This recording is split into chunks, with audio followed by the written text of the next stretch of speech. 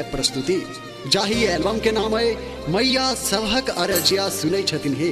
यही एल्बम में अपन सुमधुर स्वर देने छथ भाई नुनू झा नवोत्तम। तो आओ सुनल जाए मैया सभक अरजिया सुनै छथिन हे।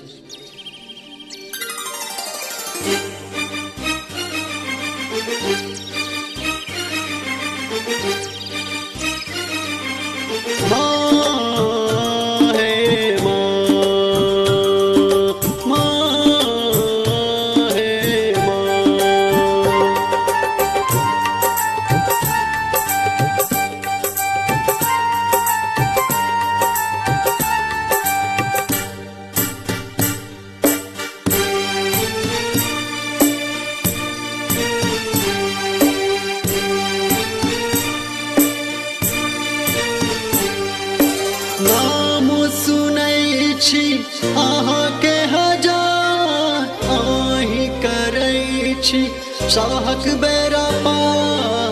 सुनू माँ भवानी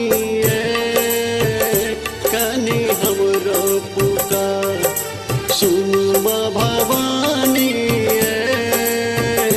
कनि हमरो पुकार। नाम सुनै छी अहाँके हजार, आहि करै छी सभक बेरा पार। सुनू माँ भवानी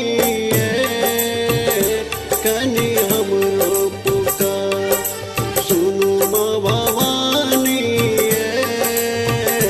कनि हम